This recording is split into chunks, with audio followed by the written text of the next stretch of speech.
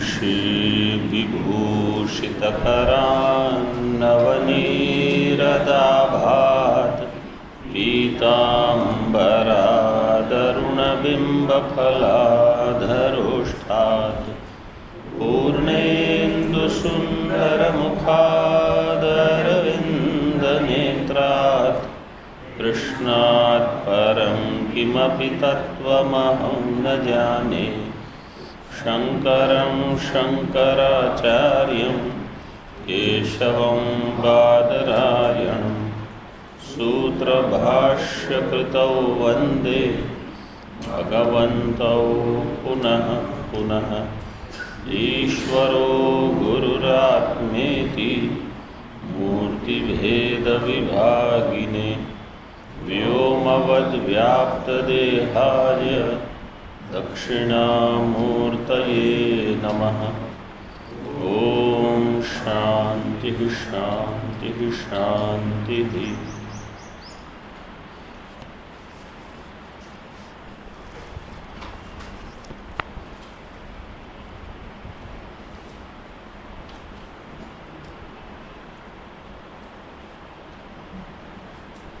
उन्नीसवां श्लोक।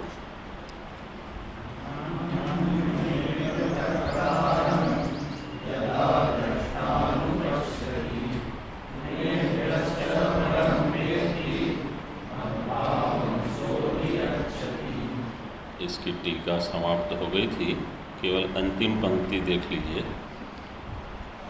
निर्गुण ब्रह्मात्मानम, क्योंकि श्लोक में कहा गुणेभ्यश्च परम, गुणेभ्यश्च परः कहा निर्गुण आत्मा, इसलिए कहा निर्गुण ब्रह्मात्मानम वेत्ति।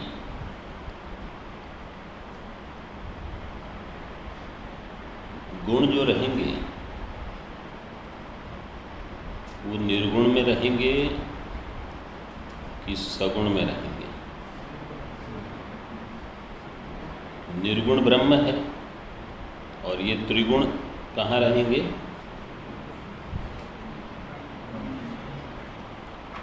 ब्रह्म में। ब्रह्म निर्गुण है, निर्गुण में गुण कैसे रहेंगे?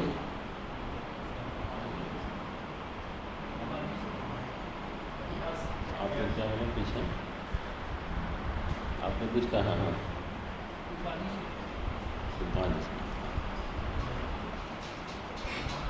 माया उपाधि, हाँ, मतलब अध्यास से। वेदांत में क्रिया कहाँ रहेगी? निष्क्रिय में। सारी क्रियाओं का अधिष्ठान क्या होगा? जो निष्क्रिय है। समस्त विकल्पों का अधिष्ठान निर्विकल्प होगा, समस्त गुणों का अधिष्ठान निर्गुण होगा। लेकिन कैसे? स्वयं नहीं, जैसे अन्य दर्शनों को ये आपत्ति आ जाएगी, क्योंकि वो ये सिद्ध नहीं कर पाएंगे। उनके यहाँ ये मिथ्या, माया, अध्यास ये नहीं है कुछ। वेदांत को कोई आपत्ति नहीं है, हमारे पास सभी समस्याओं का समाधान है। तो क्योंकि यहाँ कहा गुणेभ्यश्च परम, तो अगर हम कल्पना करेंगे कि गुण से जो परे है, परे मतलब परे कहाँ है? कहीं आकाश में पर में नहीं, जहाँ गुण है वहीं उसका अधिष्ठान जो है वो है निर्गुण, उसको जानना है। जहाँ गुण दिखते हैं, चाहे वो विषय में हो, बाह्य विषय में हो, चाहे वो देह इंद्रिय में हो, चाहे अंतःकरण की वृत्ति में हो,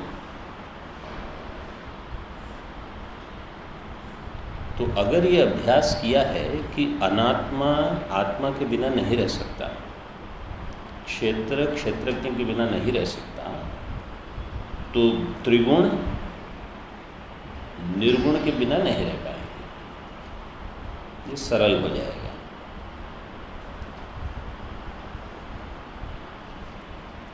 आगे कहा मद्भावम ब्रह्मात्मताम असौ प्राप्नोति। असौ असौ दृष्टा जो शब्द दिया था श्लोक में, मतलब यह विद्वान ब्रह्मात्म भाव को प्राप्त कर लेगा। ब्रह्म भाव की प्राप्ति आत्मा में होगी कि अहंकार में होगी?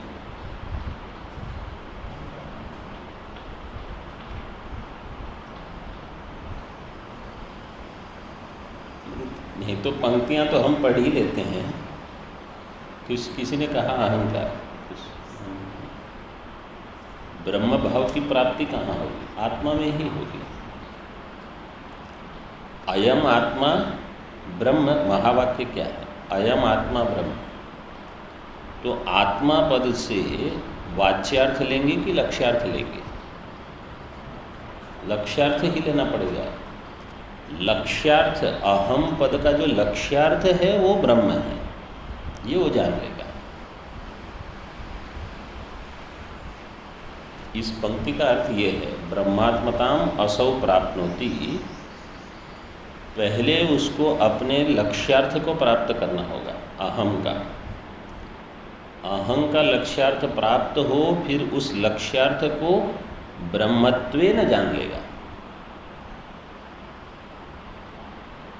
इसी से हम कहते हैं पहले वो क्या करेगा? त्वम पदार्थ शोधन, बाद में तत्पदार्थ शोधित तत्पदार्थ से ऐक्य। या तो आप इसको 3 बिंदुओं में गिन लो, पहले त्वम पदार्थ शोधन, फिर तत्पदार्थ शोधन, फिर ऐक्य, अथवा त्वम पदार्थ शोधन और शोधित तत्पदार्थ से ऐक्य। तो यहाँ जो कहा ब्रह्मात्मताम, पहले त्वम पदार्थ का शोधन करेगा। त्वम पदार्थ का शोधन करके क्या प्राप्त होगा? मैं साक्षी हूँ। साक्षी का अर्थ है मैं दृष्टा हूँ इन सभी वृत्तियों का। फिर उसमें ब्रह्मत्व का ज्ञान होगा। तो जब तक त्वम पदार्थ का शोधन नहीं हुआ है, तब तक महावाक्य उपदेश का कोई लाभ नहीं। तब ब्रह्म भावो अस्य, जब शोधित त्वम पदार्थ है, तब अहम ब्रह्मास्मि से ज्ञान हो जाएगा। अभी भी अच्छे। अब आगे देखिए टीका में, अनर्थ व्रात रूपम अपोह्य विद्वान ब्रह्मत्वं प्राप्नोति इत्येतत् प्रश्न द्वारा विवृणोति। एक कल प्रश्न हमने किया था, पहले अनात्मा की निवृत्ति के लिए चिंतन करेंगे तब आत्मा की प्राप्ति होगी, कि पहले आत्मा की प्राप्ति होगी फिर अनात्म चिंतन चला जाएगा? वो दिया है, देखो यहाँ, अनर्थ व्रात रूपम अपोह्य विद्वान। विद्वान पहले क्या करेगा? अनर्थ व्रात, अनर्थ समूह जो है, मतलब जो हमारी गलत धारणाएं, गलत भावनाएं हैं स्वयं के बारे में, जगत के बारे में, इनका क्या करना पड़ेगा? अपोहनम, इनको निवृत्त करना पड़ेगा।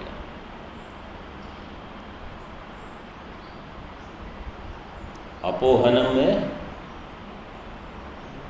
ऊह वितर के धातु से होगा। तो अनर्थ व्रात का दृष्टांत क्या होगा? 2-4 दृष्टांत,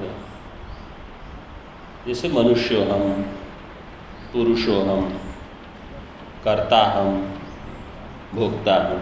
जैसे पूर्व श्लोक में कहा, नान्यम गुणेभ्यः कर्तारम यदा दृष्टानुपश्यति। तो गुण अगर करता है तो भोक्ता भी कौन होंगे? गुण ही होंगे। ऐसे तो ये जो मैं करता हूँ, मैं भोक्ता हूँ, स्थूलोहम, कृशोहम, तिष्ठामि, गच्छामि, लंघयामि, संकल्प विकल्पवान अहम, ये जितनी ऐसी वृत्तियाँ होती हैं कि मैं सोच रहा हूँ, मुझे समझ में आ रहा है सब, मुझे समझ में नहीं आ रहा है, मैं याद कर सकता हूँ, मैं याद नहीं कर, ये समस्त भावनाएं विपरीत हैं। तो यहाँ टीकाकार ने क्या कहा? अनर्थ व्रात रूपम, मतलब मैं गुणवान हूँ चाहे वो सद्गुण हो चाहे दुर्गुण हो, ये सब अनर्थ व्रात है। अनर्थ व्रात रूपम अपोह्य, इनका अपोहन करके फिर विद्वान ब्रह्मत्व को प्राप्त करें।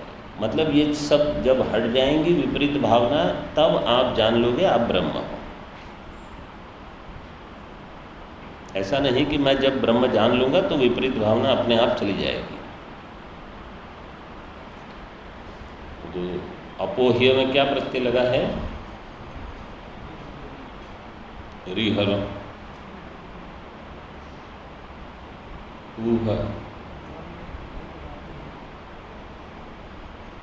रिहलो था, प्रत्यय लगा। विद्वान ब्रह्मत्व प्राप्नोति, अभी उसको बताते हैं। कथम अधिगच्छति इत्युच्यते। कथम अधिगच्छति मद्भावम, मद्भावम ब्रह्म भाव को कैसे प्राप्त करेगा? इत्युच्यते गुणानेतानतीत्यत्रीन् देहि देह समुद्भवान् जन्म मृत्यु जरा दुःखैर् विमुक्तोऽमृतमश्नुते।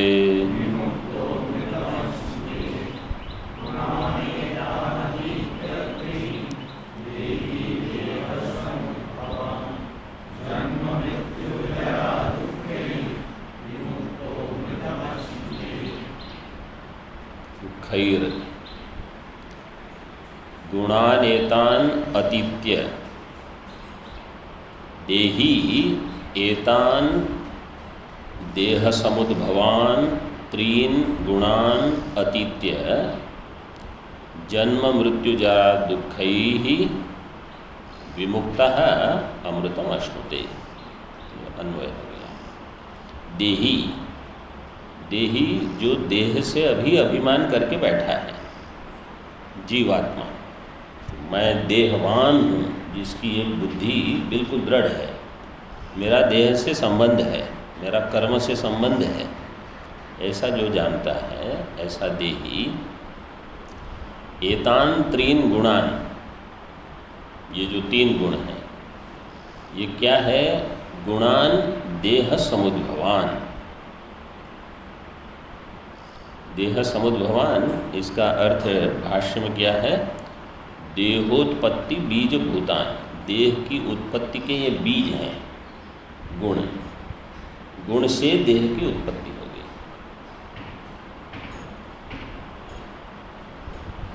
अतीत्य, अगर केवल इत्य शब्द बनाना है, अतीत्य नहीं केवल इत्य, तो क्या सूत्र लगेगा? क्या प्रत्यय होगा? क्या प्रत्यय? एति स्तुषा सुरुद्रजुषा, क्या ये क्या प्रत्यय? और फिर तकार आएगा ह्रस्वस्य विकृति तो। और अगर अतीत्य शब्द है, जो जैसे यहाँ दिया है एतान अतीत्य, तो क्या प्रत्यय? तो अप्रत्यय। तो अप्रत्यय किस सूत्र से होगा? समान कर्तृकयो हो पूर्व काले। तो इसमें दो क्रियाएं होगी कम से कम। क्या क्या है? अतीत्य और अश्नुते, अमृतम अश्नुते। मतलब अर्थ ऐसे हो जाएगा, गुणान अतीत्य अमृतम अश्नुते। गुण को जब वो पार करेगा तो अमृतत्व की प्राप्ति होगी। तो इस और पहली क्रिया क्या है? गुणान अतीत्य, गुण से परे जाएंगे जब, तब अमृतत्व मिलेगा, और नहीं तो नहीं मिलेगा। ये आप उत्तर मत देना। अतीत्य में किस सूत्र से समास हुआ? कहाँ से आवाज आ रही? हाँ, पिबति प्रादय से अतीत्य। तीन गुण है इसलिए। जन्म मृत्यु जरा दुख ही विमुक्त। जन्म च टीका में दिया है, आगे देखते हैं, फिर जब आएगा तब इसका व्याकरण देखेंगे। भाष्य में देखिए, गुणान एतान यथोक्तान, यथोक्तान जिसका पूरा प्रकरण था, अतीत्य, अतीत्य का अर्थ है जीवन एवं अतिक्रम्य। वेदांत अद्वैत सिद्धांत में ये एक सबसे मुख्य है। अगर आपने यहाँ समझ लिया कि आप ब्रह्म हो तो आपकी मुक्ति है, सद्यो मुक्ति जिसको कहते हैं। नहीं तो फिर क्रम मुक्ति अथवा पुनरावृत्ति। तो ऐसा नहीं कि मृत्यु के बाद मोक्ष होगा। जो वेदांत का अध्ययन करते हैं उनकी जो समझ यही होनी चाहिए कि यही पहले मोक्ष और उसी समय विदेह का भान।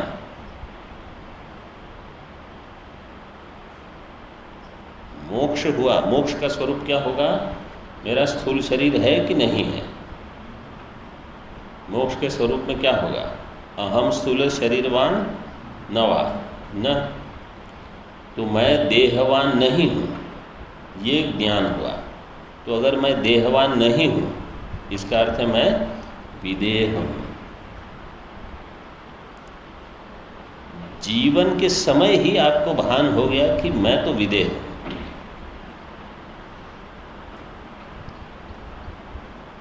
सामान्य दृष्टि से, लौकिक दृष्टि से कहेंगे अभी ये जीवन मुक्त है, फिर थोड़े समय बाद जब शरीर पतन हो जाएगा तो कहेंगे अब ये विदेह मुक्त हो गए। ये समझाने के लिए है। ज्ञानी की समझ क्या है कि मैं ब्रह्म हूँ तो विदेह हूँ। इसलिए जनक आदि जो राजा रहते थे उनको विदेह कहते हैं। विदेह राज, तो अभी तो शरीर तो है, विदेह क्यों कहते हैं? उनकी समझ है कि मेरा देह से संबंध ही नहीं है।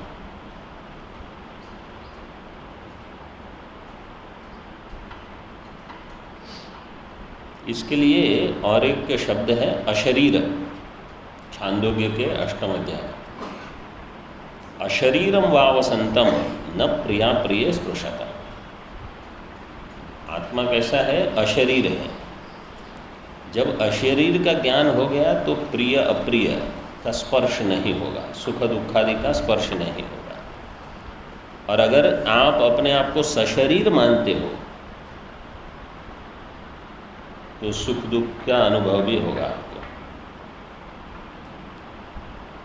न हवै सशरीरस्य सतः प्रिया प्रिययोर अपहतिरस्ति।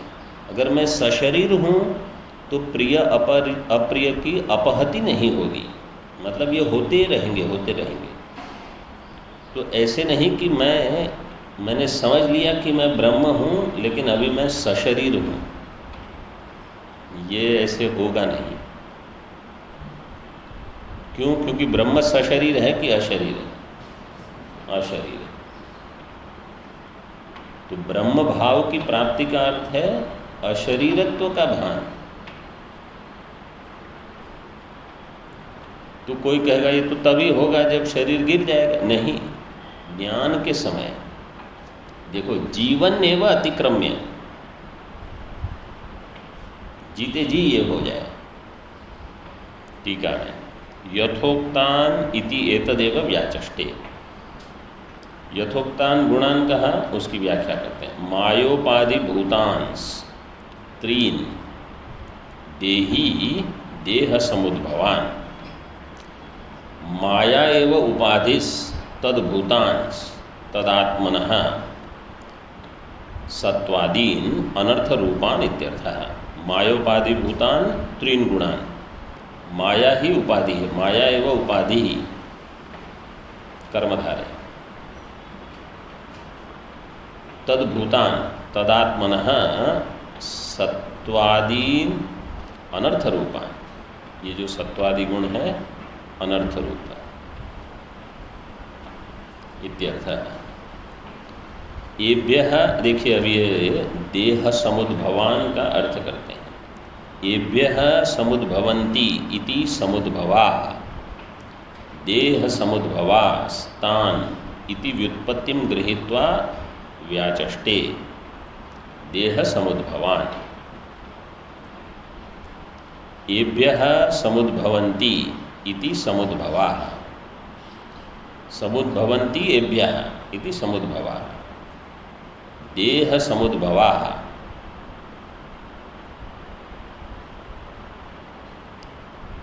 तान देह समुद्भवान। तो देह समुद्भवान, देह उत्पत्ति बीज भूतान। जब देह की उत्पत्ति होती है तो उसके साथ गुण भी कार्यरत रहते हैं।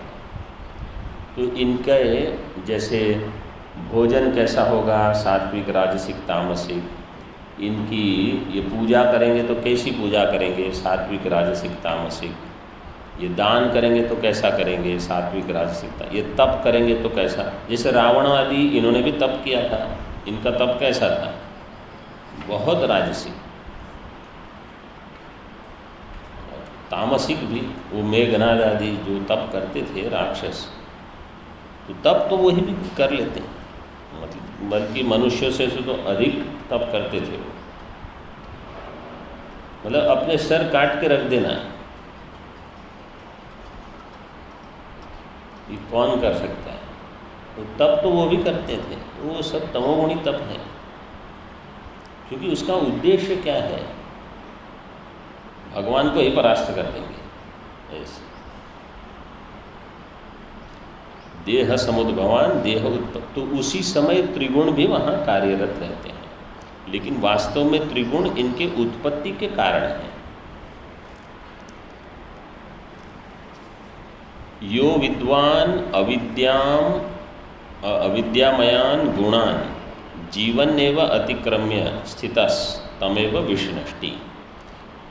जो विद्वान अविद्यामयान गुणान, ये गुण अविद्यामय है, जीवन्नेव अतिक्रम्य, जीते जी ही उनका अतिक्रमण कर लेगा। बहुत साधना जब हो तब ये होता है।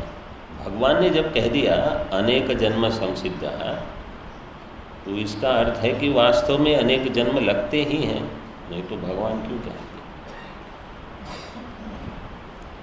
अब देखिए, जन्म मृत्यु जरा दुःखैहि, जन्म च मृत्युश्च जरा च दुःखानि च तैहि। जन्म में धातु क्या है, जनि प्रादुर्भावे, इसमें मनिन प्रत्यय लगेगा, सर्वधातुभ्यो मनिन, तो जन्म शब्द। मृत्यु में मृंग प्राण त्यागे धातु से, इसमें ट्युक प्रत्यय लगता है। युक्त्युकौ गुणादि सूत्र से ट्युक प्रत्यय, जन्म मृत्यु। जरा में किसी ने बताया क्या, जृषवय,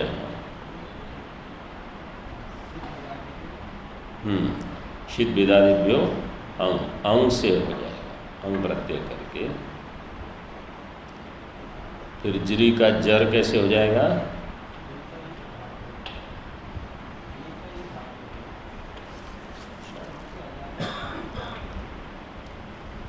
अंग किया है हृदृशो, हृदृशो अंगी गुण। और फिर अजाद्य स्टाप करके जरा दुख ही। फिर से देखो, भगवान कहते हैं जन्म च मृत्युश्च जरा च दुखानि च तैर जीवन एव विमुक्ता। दो पंक्ति में दो बार कह दिया जीवन एव विमुक्ता, सन विद्वान अमृतम अश्नुते। मतलब जीवन मुक्ति संभव है, एक बता दिया, और जीते जी ही हमें ये करना है कार्य। तीन गुणों से परे अपने आप को समझ लेना। अतीत्य का अर्थ क्या है? तीन गुणान अतीत्य कहा, 3 गुण से परे। परे कैसे जाएगा वो?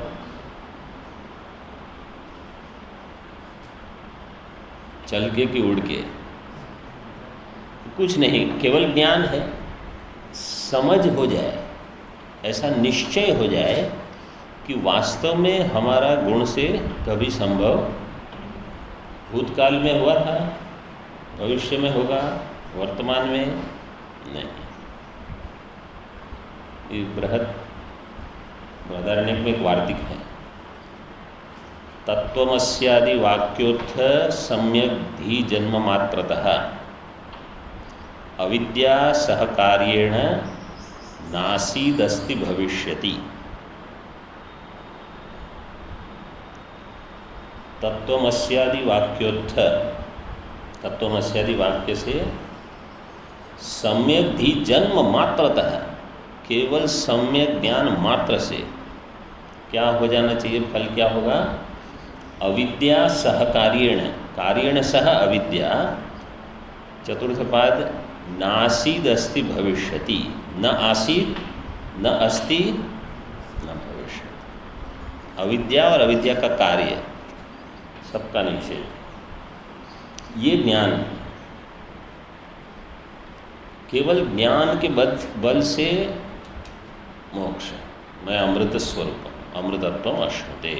टीका में देखिए, पुरस्ताद विस्तरेण उक्तस्य प्रसंगात अत्र संक्षिप्तस्य सम्यक ज्ञानस्य फलम उपसंहरति। पुरस्ताद पहले विस्तार से बता दिया है 13 अध्याय में, तो इसलिए यहाँ प्रसंगवशात केवल संक्षेप करके कह दिया सम्यक ज्ञानस्य फलम।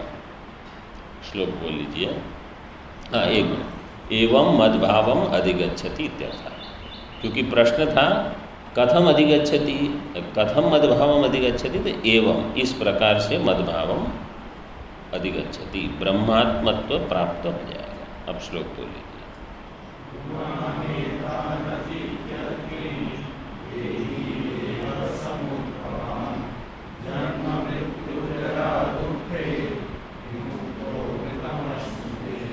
सम्यक धी फलम गुणातिक्रम पूर्वकम अमृतत्वम उक्तम श्रुत्वा मुक्तस्य लक्षणं वक्तव्यम इति प्रकृतं विवक्षित्वा प्रश्नम उत्थापयति। सम्यक धी फलम, सम्यक ज्ञान का जो फल है क्या? गुणातिक्रम पूर्वकम, गुण का अतिक्रमण करके अमृतत्वम बता दिया पूर्व श्लोक में, अमृतत्वम उक्तम। इसको सुनकर अब अर्जुन को प्रश्न होगा, श्रुत्वा मुक्तस्य लक्षणम वक्तव्यम, मुक्त के लक्षण क्या है भगवान? इति प्रकृतम विवक्षित्वा प्रश्नम उत्थापयति। इस प्रकृत को इसकी विवक्षा से बताने की इच्छा से यहाँ प्रश्न का उत्थापन करते हैं। जीवन्नेव गुणान अतीत्य अमृतम अश्नुते इति प्रश्न बीजम प्रतिलभ्य। जीवन्नेव, जीते जी, गुणान अतीत्य, गुणों का अतिक्रमण करके, अमृतम अश्नुते, अमृतत्व की प्राप्ति होती है। यह प्रश्न बीजम, अब यह प्रश्न है, ऐसा कैसे होगा? प्रतिलभ्य अर्जुन उवाच। पूर्व में जैसे द्वितीय अध्याय में स्थित प्रज्ञ के लक्षण बताए, फिर बाद में कब कहाँ कहाँ जीवन मुक्त के लक्षण बताए हैं गीता में? द्वादश अध्याय में। ये तो 2 प्रसिद्ध हैं, द्वितीय अध्याय में स्थित प्रज्ञ और द्वादश अध्याय में भक्त लक्षण। और कहाँ? गुणातीत, ये तो अभी आया, इसके पहले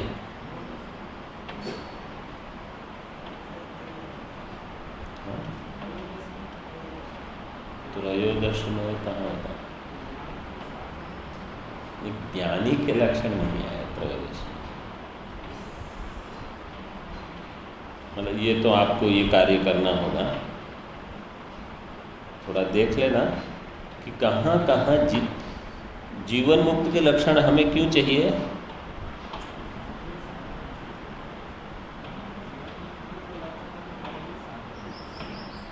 हाँ, जीवन मुक्तस्य लक्षणानि साधकस्य साधन। जो जीवन मुक्त के लक्षण है वो हमारे लिए साधन है, क्योंकि पहले ही कहा अनर्थ व्रात रूपम अपोह्य, तो हम कैसे अपोहनम करें? तो ये देख देख के, सुन सुन के, अच्छा जीवन मुक्त तो ऐसे करेंगे। मतलब समझो जीवन मुक्त को किसी ने कुछ कह दिया तो उनको क्रोध नहीं आएगा, अथवा आएगा तो भी उनकी मन की स्थिति वो स्थित रखेंगे, मैं ब्रह्म हूँ, क्या है इसमें। तो अभी हमें क्या करना है? हमें भी क्रोध आता है अगर कुछ किसी ने डांट दिया, कह दिया। अब ये अनुकरण करना है तो पहले तो बहुत संघर्ष होगा, फिर धीरे धीरे शमन हो जाएगा। ये दृष्टांत है सभी में। दुख तो किसको नहीं होता, दुख सभी को होता है, लेकिन दुख कैसे सहन करते हैं ज्ञानी, जीवन मुक्त। तो हम भी ऐसे ही करेंगे।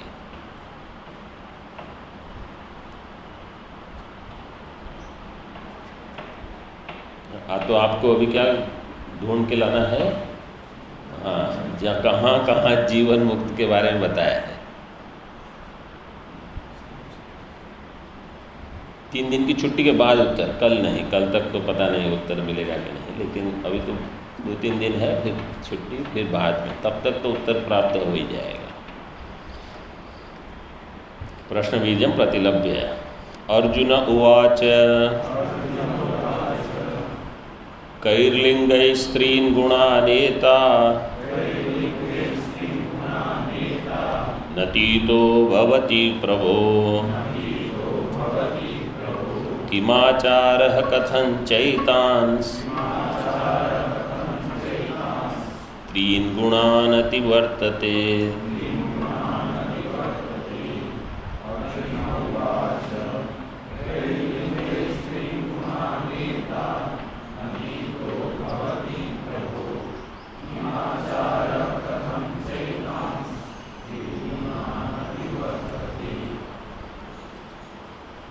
हे प्रभो कैः लिंगैः एतान् त्रीन् गुणान् अतीतो भवति।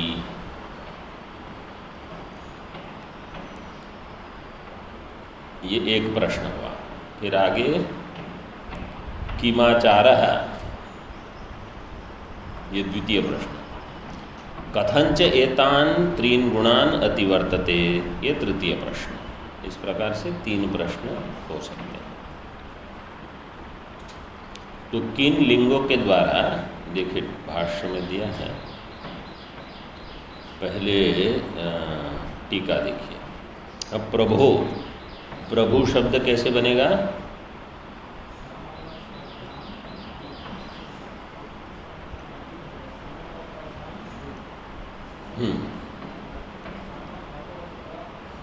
और विभू भी बनेगा ऐसे, भक्त्या तमेकम विभू, विभू भी ऐसे ही बनेगा। विप्रसंभ्यो द्वसंज्ञा है, दीर्घ का ह्रस्व हो जाएगा। प्रभवती इति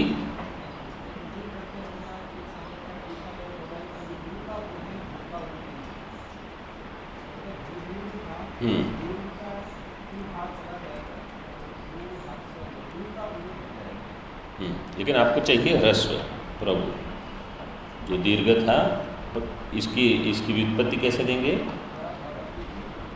प्रभवती। प्रभवती का अर्थ क्या होगा?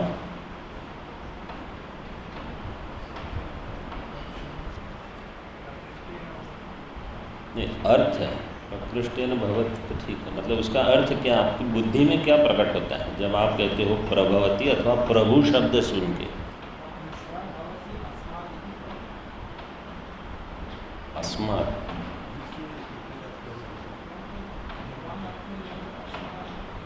अस्मात् कस्मात् भवति सः न भवति। आप क्या बोले? आत्मनः प्रभवति। आप क्यों ये जबरदस्ती कहीं से भवती फिर तस्मात् फिर उसका उत्तर आत्मनः ब्रह्मणः प्रभवती का। हाँ, आप कुछ बोले। प्रभवती का अर्थ है कि वही अनेक रूप से जो भासता है, प्रभवती इति प्रभु। ये शायद ईशावास्य में अष्टम मंत्र है। सपर्यगात् शुक्रम अकायमव्रणम अस्नाविरम शुद्धम अपापविद्धम कबीर मनीषी परिभू स्वयंभू। वहाँ परिभू स्वयंभू में परितः भवति, वहाँ अर्थ ऐसे दिया है कि वही सब बन जाता है। स्वयंभू में क्या है? स्वयमेव भवति, वही सब बन जाता है। क्योंकि स्वकामयत बहुश्याम प्रजायेय, ऐसे मंत्र है।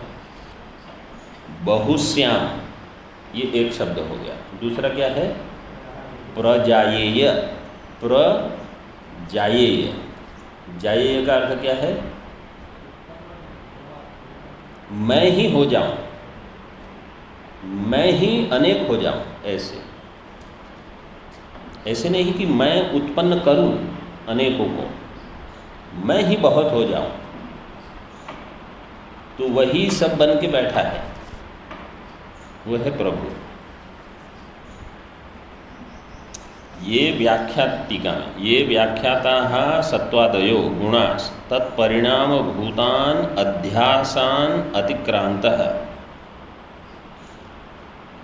सन कैर्लिंगैर्ज्ञातो भवति इति तानि वक्तव्यानि सिद्ध्यर्थम पूर्वम अनुष्ठेयानि पश्चात् अयत्न लभ्यानि लिंगानि कानि तानि इति पृच्छति।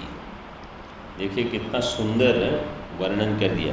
साधकों के लिए ये सब पंक्तियां हैं, यही स्वर्णमयी पंक्तियां हैं। हमको तो ये चाहिए कि करना क्या है हमारे जीवन में।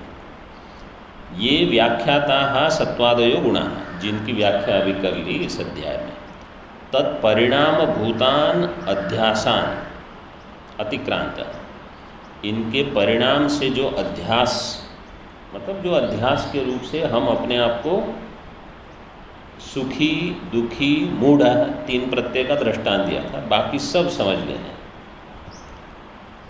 इनसे अतिक्रांत सन, ऐसा जो होगा,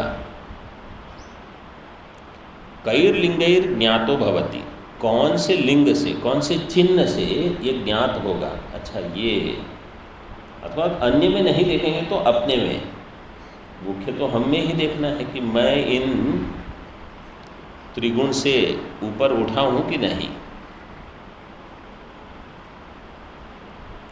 इति तानि वक्तव्यानि सिद्ध्यर्थम पूर्वम अनुष्ठेयानि पश्चात अयत्न लभ्यानि लिंगानि। देखिए बता दिया ये इतने में, क्या कहा? पूर्वम अनुष्ठेयानि पश्चात अयत्न लभ्यानि। इसका अर्थ क्या है? पहले क्या करना होगा? इनका अनुष्ठान। ये जो गुण यहाँ दिए हैं, मतलब स्थित प्रज्ञ के, भक्त के, तो वहाँ कहा है अद्वेष्टा, बल्कि इतने से ही बस है, अद्वेष्टा सर्वभूतानां, कहीं द्वेष न हो। ये लिंग पहले अनुष्ठान करना, फिर यह क्या होगा? अयत्न लभ्यानि, ये स्वाभाविक हो जाएंगे, कुछ किए बिना ही प्रकट होगा। पहले हम करेंगे तब ये हमारा स्वभाव होगा। स्वभाव होगा, आप समझ लो ब्रह्मज्ञान हो जाएगा। ऐसे नहीं कि ब्रह्मज्ञान होगा फिर ये गुण हम में आ जाएंगे, कहीं से नहीं आएंगे। आप इसके लिए मेहनत करनी पड़ेगी, सबके लिए। प्रत्येक गुण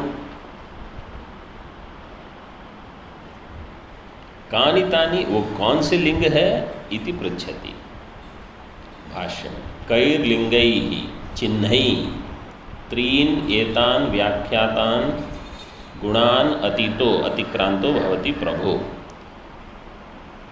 किन लिंगों के द्वारा कई ही लिंगै ही चिन्है ही त्रीन एतान व्याख्यातान गुणान अतिक्रांतो भवति, इनसे जो अतिक्रांत हो जाता है, अतीत है, उनके लिंग क्या है।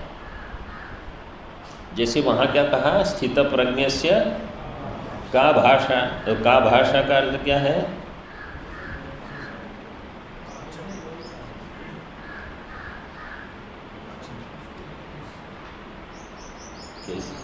भाषा मतलब परिभाषा। स्थित प्रज्ञ की परिभाषा क्या है, स्थित प्रज्ञ को परिभाषित कीजिए। स्थित प्रज्ञ से का भाषा, तो का भाषा पहले ही श्लोक में उत्तर दे दिया भगवान। प्रजहाति यदा कामान सर्वान् पार्थ मनोगतान आत्मन्येवात्मना तुष्टः तदा स्थित प्रज्ञ उच्यते, ये भाग परिभाषित कर दिया। जैसे वेदांत परिभाषा, परिभाषा का अर्थ क्या है, यही वेदांत के जो शब्द राशि है मुख्य, उनको परिभाषित करने वाला जो ग्रंथ है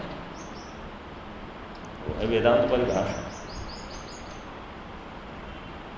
प्रत्येक, जैसे प्रत्यक्ष प्रमाता कौन है, प्रमाण क्या है, प्रमेय क्या है, कितने प्रमाण है, ये सब का परिभाषण जहाँ हो।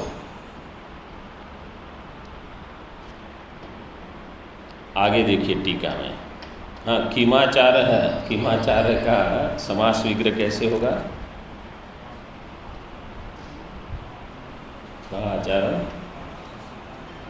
यस्य सह किमाचार। देखिए भाष्य में, हाँ टीका में देखिए, यथेष्ट चेष्टा व्यावृत्त्यर्थम प्रश्नांतरम। यथेष्ट चेष्टा वो नहीं कर सकता, मतलब जैसे मन में आए ऐसे नहीं, तो उसके कोई आचार होंगे। को अस्य आचार इति किमाचार। यहाँ समास किस सूत्र से होगा,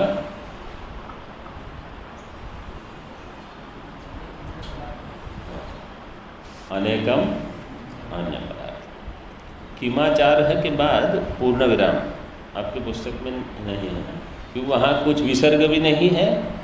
हाँ, विसर्ग भी चाहिए है, पुस्तक में विसर्ग है, अच्छा हमारे इसमें वो भी नहीं है।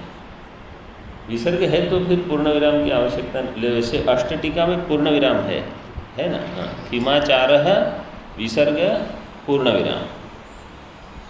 फिर कथम केनच प्रकारेण एतान स्त्रीन गुणान अतिवर्तते।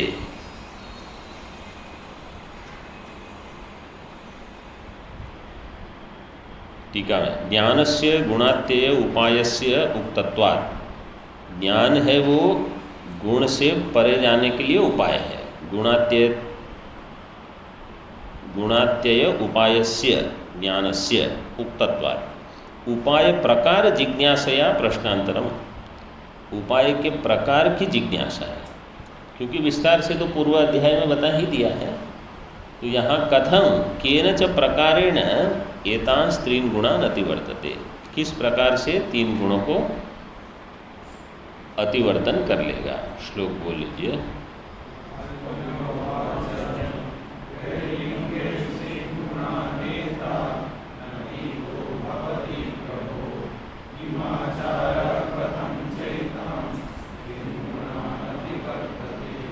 प्रश्न स्वरूपम अनुद्य तदुत्तरम दर्शयति, प्रश्न का स्वरूप बताकर अब उसका उत्तर बताते हैं। गुणातीतस्य लक्षणम गुणातीतत्वोपायम च अर्जुनेन पृष्टो अस्मिन् श्लोके प्रश्नद्वयार्थम प्रतिवचनम। गुणातीतस्य लक्षणम कैर्लिंगे गुणानेतान, ये और वास्तव में किमाचार जो है वो भी गुणातीत के लक्षण में ही आ जाएगा।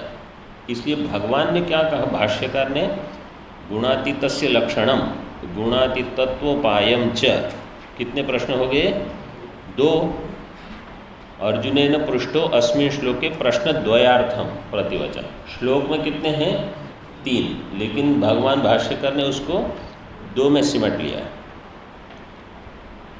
टीकाकार उसको 3 में कहते हैं। देखिए, पृष्ठो भगवान इति संबंधः,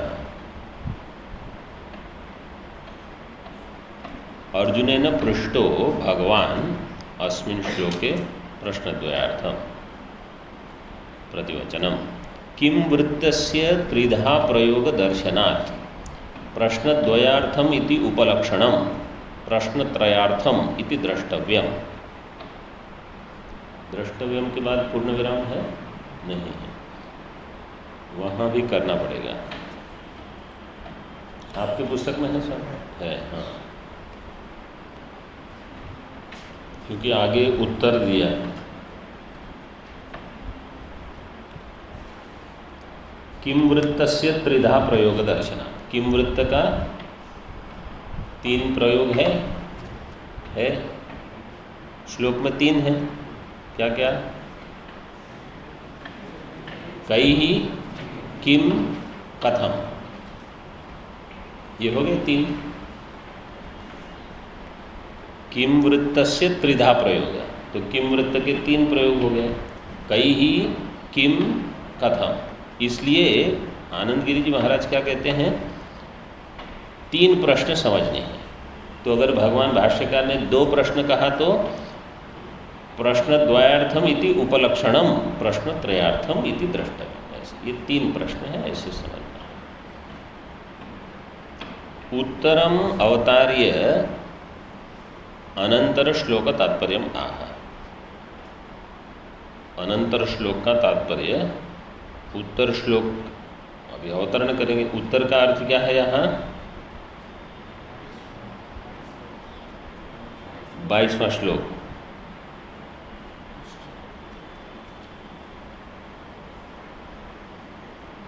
प्रश्न का उत्तर। उत्तर का अर्थ यहाँ क्या है? पूर्व का उत्तर नहीं, प्रश्न का उत्तर। इसलिए देखो कैसे दिया, उत्तरम अवतार्य अनंतर श्लोक। अनंतर श्लोक क्या होगा? 22वां श्लोक, और उत्तर से प्रश्न का उत्तर। तात्पर्य आह यत् तावत् कैर्लिंगैर्युक्तो गुणातीतो भवति इति तच्छृणु।